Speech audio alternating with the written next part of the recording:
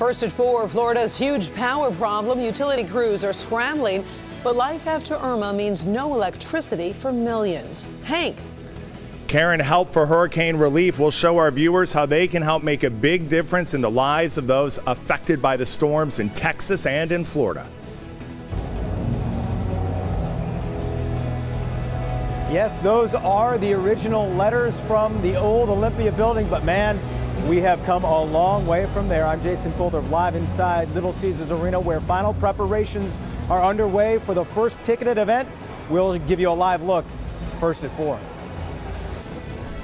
All right, thank you, Jason. But first at 4, right now, we are tracking Irma's aftermath. The Florida Keys devastated.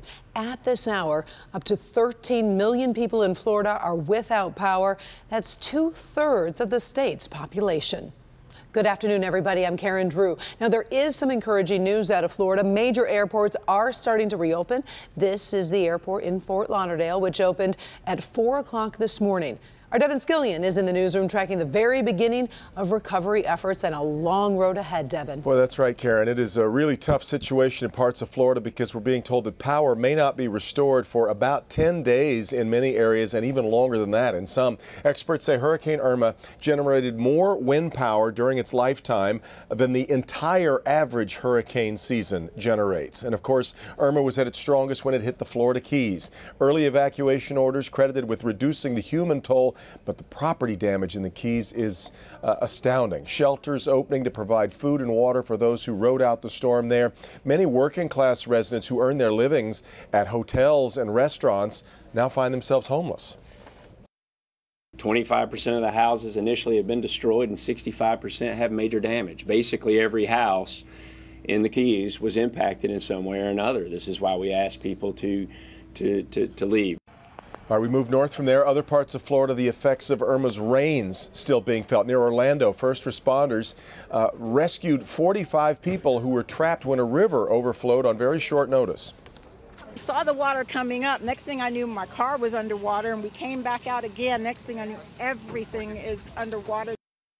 And now the effort to restore power. It's a huge problem. Nearly 20,000 utility workers are working shifts around the clock, but the enormity of the problem, I've got a lot of family in the Orlando area, and they tell me in neighborhoods you see one house with power, the next house with no power, 2 houses with power, then 3 without. So it's not power outages in one neighborhood or area. They're kind of sporadic and all over the place, and that means really difficult for the power company to try and disentangle the trouble. The research arm of the financial services firm Moody's estimating damage from Hurricane Irma right now at $64 to $92 billion, but they emphasize that is just the early preliminary estimate.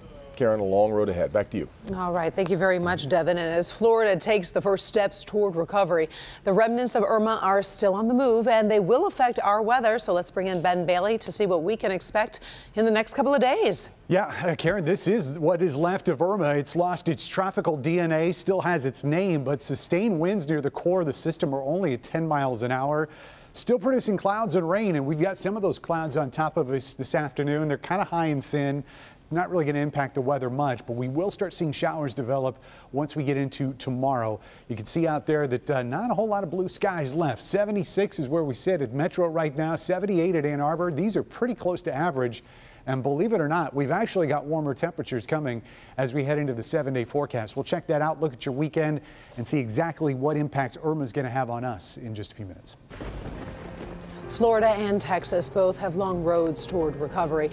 Just think about the thousands of people who may have lost everything. That's why the Help for Hurricane Relief Telethon is underway right now. Our Hank Winchester in the Local 4 phone bank to show you how you can help, and it has been a very busy day. Karen, it has. We appreciate all the calls and the donations that have been coming in. You can see our Kimberly Gill and Nick Monticelli, volunteers with the Red Cross and Art Band, answering your calls. The number is 855-WDIV HELP. I want to bring in a friend of ours from AAA Michigan. Hi, Hank Winchester. Hey, Randy Williams. Hey, Randy, how are you? I'm well. I How are you? understand that you want to get involved in this event? We do. AAA is involved in this. You know, we have members across the country, and certainly we're watching what's going on in Florida as well. So we're mobilizing our emergency response teams, our claims, and so on down to Florida to help. So yes, we do want to get involved. I understand it. You got a check here for $10,000 from the American Red Cross from AAA of Michigan. And you know, you talk about that. Thank you very much. We appreciate it.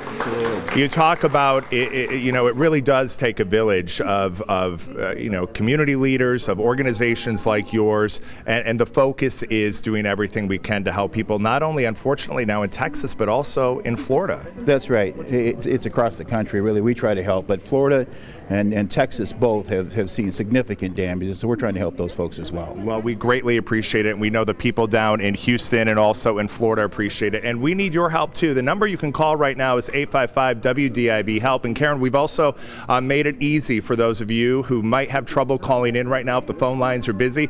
Hop on over to clickondetroit.com. You can make a donation right there on the homepage. Karen, we're going to check in with you a little bit later in the newscast, but $10,000 from AAA, keep it coming. Thank you. That is awesome news. Thank you so much, Hank. And this is a big event with some very big sports celebrities coming to help. Tonight at 5, look for Lions punter Sam Martin and Pistons forward Eric Moreland. Then at 6, Kelly Stafford, the wife of Lions quarterback Matthew Stafford, will be here. We'll also have some big check presentations, so make sure to stay with Local 4 all evening long. The changing face of downtown Detroit takes center stage tonight with the opening of the new Little Caesars Arena. Homegrown rock star Kid Rock is the opening act, although his appearance comes with some controversy. Local 4's Jason Colthorpe is at the arena to kick off our coverage. Hey, Jason. Hey, Karen. Hey, just take a look at this view from inside LCA. One of the many amazing views you get when you're inside this brand new arena. And yeah, it is opening night. And I got to tell you, not just the views like that, but when you walk in this place and you look around and you see the architecture and just the countless homages to Detroit Red Wings and Pistons past, even down to the manhole covers. Chris Chelios, Joe Dumars, they've decorated everything. And if you look around, and I don't know if you can hear that, by the way, Kid Rock is sound checking right now. He is the first ticketed event here tonight. We're going to be watching that. We're expecting actually some protesters, and we've learned counter protesters with this concert tonight. So we're going to be watching all of that, but we're also just gazing around and just enjoying this new arena. They still have a long way to go to finish it, but when you get the looks around here, just the 4 new restaurants, gates open, all of that at 6 o'clock tonight. We're expecting a huge turnout, and we'll be here for all of it. We'll see you again at 5:30, show you a little bit, some of the other little things, little nuances about this awesome place. Karen? All right, a very big night for the city of Detroit. Thank you, Jason. In other news today, a crushing car crash on Detroit's west side. It happened at the corner of Sorrento and Clarita Avenue. Detroit police say the driver in a 98 Chevrolet Malibu was going about 90 miles an hour when he hit a parked car.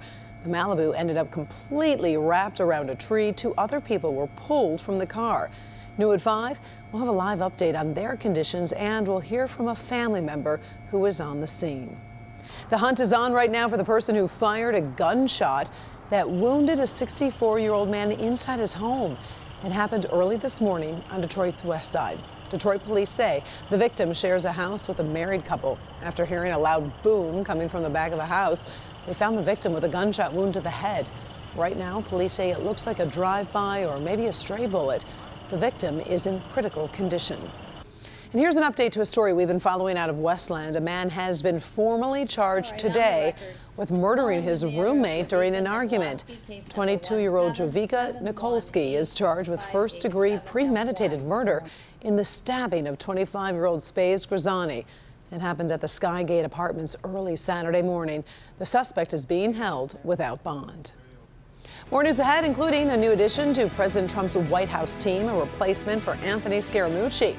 Also, a new threat from North Korea, what the rogue nation is saying about new sanctions backed by the United States. Apple is the master of big reveals, and they have been teasing us all day. But we've learned about the company's newest products. First at 4, we're on top of stories making headlines around the world today, and we start with North Korea's tense standoff with the United States. North Korea is rejecting new United Nations sanctions just approved yesterday, with one official saying the U.S. will soon face, quote, severe pain for supporting those sanctions. North Korea should face financial pain as the sanctions target the country's revenue streams. But the UN backed off a complete crude oil ban to win the support of China and Russia for the sanctions. All of this over North Korea's continuing efforts to build nuclear weapons. It's official. There's a new key player in the Trump White House. 28-year-old Hope Hicks is now the communications director. She is the third person to hold that position, replacing Anthony Scaramucci, who was fired after just 10 days on the job. Hicks got her start working for Ivanka Trump's fashion line, then the Trump campaign, and now the White House.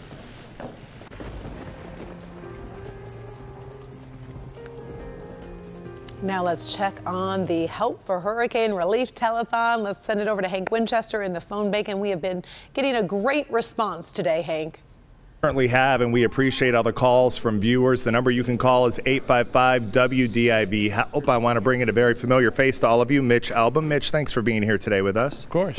We were thinking about you because of all the work that you do in Haiti with the orphanage. How is the situation down there? Haiti this time actually escaped some of the worst of it. Northern Haiti got hit pretty hard. Our orphanage is in the southern part, is in Port-au-Prince, so just a lot of rain. But I have lived through these hurricanes, particularly Matthew, which took out a big chunk of Haiti. And I was mentioning to you off the air that the last 8, we just took 8 new children into our orphanage, and they were all from hurricane-ravaged areas because they lost their homes. So the same thing that's going on here is going on there, so it's devastating. Yeah, and you know, these hurricanes, especially the last one coming through Irma, is so unpredictable. It's hard to, you know, grasp what's going on. One thing that we all know with Mitch is that telethons are something that you're very familiar with. Every year you raise so much money to help those in need, and it stays right here so much in the community. Talking to the viewers in Metro Detroit, you know, these are generous people. Well, they are, and usually what I find most effective is, both for myself and for other people, is you think about whatever it is you're doing right now, and then think about the inability to do it. If you're making dinner and all of a sudden you don't have a kitchen anymore, if you got plans for tonight but now you can't because your car was washed away, you know, your friends were going to come over tonight and now you can't because the roof is off of the top of your house. Right. Imagine if your life was disrupted like that, because that is what has happened to people not only in our country but in other countries as well. And when you can make it personal like that, it becomes a lot easier to give, because you realize there, but for the grace of God and a wind pattern, go we. Yeah, I mean, we were talking about that during Flint, you know, thinking about just the idea of not being able to go to your water faucet and get water out of the tap. So, Mitch, we appreciate you being here today. You may notice Kimberly Gill, Nick Monticelli, Bernie Smilovitz. The guy in the middle, yeah, he looks a back familiar, row, right? though. He looks very competent. Trust me, he's making sure the donations go to the Red Cross, okay? Really? We believe in Bernie. Okay. Mitch, thank you for your time. Also, not only volunteers here in Detroit at our station with the Red Cross and Art Band, but also at the Art Band in Warren. They've got phones set up there, so we've got overflow opportunities. If you're not able to get through, also click on Detroit.com. Karen, again, that number is 855-WDIV-HELP. All right. Thank you very much, Hank. We appreciate it. And Ben is back. We're talking about what we can expect for the next couple of days. And I notice things are warming up just a little bit. Slowly, yeah. Just kind of behind the scenes as temperatures starting to inch up. And we're finally getting back to where we would normally see numbers this time of year, which are the mid to upper 70s. It's 76 right now at Metro. Ann Arbor's at 78. The air is still incredibly dry, and that's one of the reasons that we don't think we're going to see a lot in the way of rainfall from Irma, at least in the short term. But compare these numbers to what we saw yesterday, and it is warmer, not by much, but 3-4 degrees here and there compared to these numbers that we were looking at 4 o'clock yesterday. So here's a look at Irma, and you can see the clouds have started to invade, but the dry air is really keeping those clouds from becoming a little bit thicker. The rainfall is still hanging around central parts of Indiana and Ohio and should stay there, even though the model forecast is showing us that there could be a couple drops around as we get into the evening hours and overnight. I think the dry air is probably going to eat away at most of this, so should stay dry until about daybreak tomorrow. Just a slight chance of a quick sprinkle through the first 2/3 of the day. But once we get into the late afternoon and evening, there's going to be a little bit more moisture. Start to see those dew points increasing, so the air is not going to be completely dry, that what we've seen from the last few days. And then getting into Thursday, most of that moisture is going to be out of here. We'll probably still hang on to the clouds on Thursday, but the rest of the forecast is looking pretty good as we head into the upcoming weekend. Here are your low temperatures tonight in our 4-zone forecast. We're at 60 for a low at Detroit, and this has been getting steadily milder for the last couple days, so no more of those really chilly overnights. Mid to upper 50s is what we're looking at down here in our south zone. Onstead at 58, 59 in Dundee, and should stay in the low 60s here close to Lake Erie. West zone lows overnight tonight, anywhere between 57 up in Fenton and 59 in Ann Arbor and Canton, and we will stay away from the 40s in our north zone. It's all 50s up here too. 54, one of the coolest numbers, and that's going to be up in St. Alliance County, and a little bit milder towards M59, where we'll see a string of 58s there from Waterford back to Macomb. Let's check out your forecast tomorrow afternoon, and again, those rain chances get better the later in the day we get. Temperatures slightly cooler than what we saw today, and the 7-day forecast going into the weekend will finally warm up. Got some 80s coming in here for both Saturday and Sunday, and once Irma's clouds take off here on Thursday, we're going to see a lot of sunshine for Friday through the upcoming weekend, and we'll start to get another chance of rain as we get in here on Monday. Karen? All right, thank you, Ben. Still ahead, it is a big day for fans of Star Wars and Wonder Woman. We've got trending stories out of Hollywood. Up first, Apple's big secret announcement is not a secret anymore. What's new from the tech giant? Plus, a competitor tries to steal Apple's thunder. And don't forget, our phone lines are open until 8 o'clock tonight. The Help for Hurricane Relief Telethon is going strong. Volunteers are answering phones at Local 4, along with members of our Local 4 staff. We're also at the Art Van store in Warren. The number is on your screen right now, 855-WDIV-HELP. Again, that number, 855-934-8435. No donation is too small. Keep those phones ringing during Inside Edition. The Local 4. And we're back with a look at the Help for Hurricane Relief phone bank at the Art Van store in Warren. The number on your screen, 855-WDIV-HELP. We're working with Art Van and the American Red Cross to help hurricane victims in Florida and Texas. Phone lines are open through 8 o'clock tonight. Okay, let's talk trending stories. It is a big day for Apple fans as the tech company reveals its brand new iPhone. The iPhone 10 is unlike any other model before it. It was just unveiled this afternoon. Now you're going to notice no more home button. The Retina display takes up the entire phone, and the phone uses face identification, and it has also improved speakers, 2 more hours of battery life, and finally, wireless charging. Some other features, animated emojis and augmented reality capability. Pre-orders start September 15th. The phone will be available the 22nd.